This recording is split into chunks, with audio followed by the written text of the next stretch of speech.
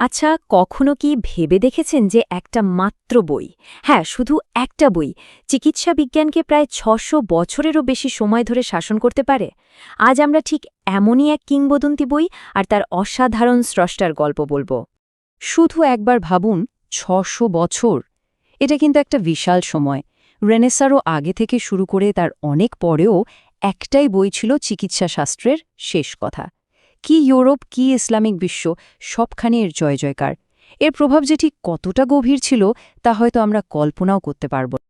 কিন্তু আসল প্রশ্নটা হলো কিভাবে একটা বই এতটা প্রভাবশালী হয়ে উঠল? কি এমন জাদু ছিল এর পাতায় যা একে শতাব্দীর পর শতাব্দী ধরে এতটা প্রাসঙ্গিক করে রেখেছিল? চলুন আজ এই রহস্যটাই ভেদ করা যাক। তো আমরা যে বইটার কথা বলছি তার নাম হলো আল কানুন ফিল তিব। পশ্চিমে অবশ্য এটা দ্য ক্যানন অফ মেডিসিন নামই বেশি পরিচিত। একাদশ শতকে লেখা এই বইটা ছিল বলতে পারেন সেই সময় চিকিৎসা জ্ঞানের একটা কমপ্লিট এনসাইক্লোপিডিয়া। ব্যাপারটা অনেকটা এরকম, আজকের দিনের যে মশহুর গ্রেজ অ্যানাটমি আছে তার সাথে যদি একটা বিশাল ওষুধের বই আর রোগ নির্ণয়ের গাইডলাইন একসাথে মিশিয়ে দেওয়া হয়, তাহলে যা দাঁড়াবে ক্যানন ছিল ঠিক তাই। মানে সে সময় ডক্টরদের জন্য এটাই ছিল বাইবেল। আর এত বড় একটা কাজের পেছনে তো একজন অসাধারণ মানুষই থাকবেন, তাই না? তো চলুন এবার পরিচিত হওয়া যাক সেই কিংবদন্তির সাথে, পারস্যের মহাজ্ঞানী আবু আলী সিনা, যাকে পশ্চিমা বিশ্ব চেনে অ্যাভিসেনা নামে। দেখুন, ইবনে সিনা কিন্তু শুধু একজন ডাক্তার ছিলেন না, তিনি ছিলেন একজন সত্যিকারের পলিম্যাথ, মানে এমন একজন মানুষ যার জ্ঞান ছিল বিভিন্ন শাখায়।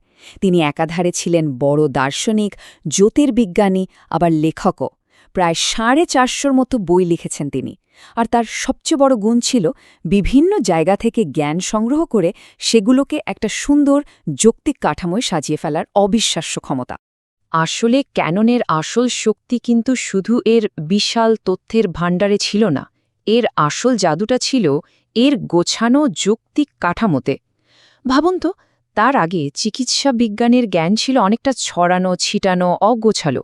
ইবনে সিনা প্রথমবার সেই সব কিছুকে একটা সুশৃঙ্খল সিস্টেমে নিয়ে আসেন। এটা ছিল একটা বৈপ্লবিক কাজ। এই পুরো বইটার মূল ভিত্তি ছিল মিজাজ বা টেম্পারামেন্টের ধারণা। সেই সময়ের দর্শন অনুযায়ী মানুষের স্বাস্থ্য নির্ভর করত শরীরের 4টা মূল উপাদান বা হিউমার্স এর ভারসাম্যের ওপর। এগুলো হল রক্ত, হলুদ পিত্ত, কফ আর কালো পিত্ত। ব্যাপারটা অনেকটা গাড়ির ইঞ্জিনের মতো। ইঞ্জিন ঠিকঠাক চালাতে যেমন তেল, পানি আর বাতাসের একটা সঠিক ব্যালেন্স দরকার, ঠিক তেমনি শরীরকে সুস্থ রাখতে এই 4টা উপাদানের পারফেক্ট ব্যালেন্সটা জরুরি ছিল। আর এই বিশাল দর্শনটাকে তিনি সাজিয়েছিলেন মোট 5টা ভলিউমে। দেখুন কি অসাধারণ বিন্যাস! প্রথম ভলিউমে ছিল চিকিৎসার একেবারে সাধারণ নিয়মকানুন, দ্বিতীয়টাতে ছিল 800রও বেশি ওষুধের তালিকা আর তাদের গুণাগুণ, তৃতীয় ভলিউমে আলোচনা করা হয়েছে শরীরের এক একটা অঙ্গের নির্দিষ্ট রোগ নিয়ে, চতুর্থটা ছিল জ্বর বা মহামারীর মতো রোগ নিয়ে যা পুরো শরীরকে প্রভাবিত করে, আর সবশেষে পঞ্চম ভলিউমে ছিল বিভিন্ন ওষুধ তৈরির ফর্মুলা। এক কথায় একটা কমপ্লিট প্যাকেজ। কিন্তু জানেন ক্যাননের সবচেয়ে অবাক করা ব্যাপারটা কি? এর কিছু ধারণা এতটাই আধুনিক যে শুনলে মনেই হবে না এগুলো একাদশ শতকের লেখা। চলুন কয়েকটা উদাহরণ দেখলেই ব্যাপারটা পরিষ্কার হয়ে যাবে। একবার চিন্তা করুন, 1000 বছর আগে ইবনে সিনা সংক্রামক রোগ আটকাতে কোয়ারেন্টাইনের কথা বলছেন।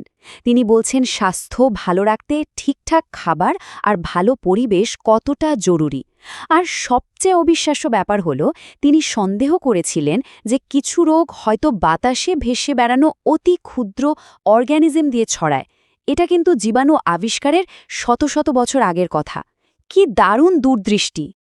আর এখানেই তার আধুনিক বৈজ্ঞানিক মানসিকতার সবচেয়ে বড় প্রমাণটা পাওয়া যায়। এখানে দেখুন, একদিকে ইবনে সিনার ওষুধ পরীক্ষার নিয়ম আর অন্যদিকে আজকের দিনের মডার্ন ক্লিনিক্যাল ট্রায়াল। মিলটা দেখে অবাক হতে হয়। যেমন ওষুধটা যেন অন্য কোনো কিছুর দ্বারা প্রভাবিত না হয়, একাধিক মানুষের উপর পরীক্ষা করা, আবার ওষুধের ডোজের সাথে তার কার্যকারিতার সম্পর্ক বের করা, এই সবগুলো ধারণাই কিন্তু আজকের এভিডেন্স বেসড মেডিসিনের মূল ভিত্তি। তো এত সব যুগান্তকারী ধারণার ফলে বইটার প্রভাবও ছিল বিশাল। এর খ্যাতি কিন্তু শুধু একটা অঞ্চলে বা একটা সময়ে আটকে ছিল না, এটা রীতিমতো বিশ্বজুড়ে ছড়িয়ে পড়েছিল। এই টাইমলাইনটা দেখলেই এর যাত্রাটা বোঝা যায়। দেখুন, প্রায় 1025 সালে পারস্যে এর জন্ম। এরপর দ্বাদশ শতকে স্পেনে গিয়ে এটা ল্যাটিন ভাষায় অনুদিত হল। আর তারপর থেকে প্রায় 17 শতক পর্যন্ত ইউরোপের সব বড় বড় বিশ্ববিদ্যালয়ে এটাই ছিল মেডিকেলের প্রধান পাঠ্য বই। ভাবা যায়, প্রায় 600 বছরের এক অবিশ্বাস্য সফর। এই কথাটা ক্যাননের গুরুত্ব বোঝানোর জন্য যথেষ্ট। এটা কোনো বাড়াবাড়ি নয় যে ক্যানন অফ মেডিসিন বিজ্ঞানের ইতিহাসের সবচেয়ে প্রভাবশালী বইগুলোর একটা। এটা আসলে শুধু একটা বই ছিল না, এটা ছিল একটা সভ্যতাকে পথ দেখানোর আলো। সবশেষে একটা প্রশ্ন কিন্তু মাথায় ঘুরপাক খায়। ইবনে সিনার এই অসাধারণ কাজ আমাদের মনে করিয়ে দেয় যে সত্যিকারের জ্ঞান কখনো পুরনো হয় না, তা সময় বা সভ্যতার সীমানা মানে না। তো প্রশ্নটা হলো, এই প্রাচীন জ্ঞানের ভাণ্ডার থেকে আজকের দিনের জটিল সব সমস্যা সমাধানের জন্য কি কোনো সূত্র পাওয়া যেতে পারে? একটু ভাবলে হয়তো দেখা যাবে উত্তরটা আমাদের ধারণার চেয়েও অনেক বেশি কাছাকাছি।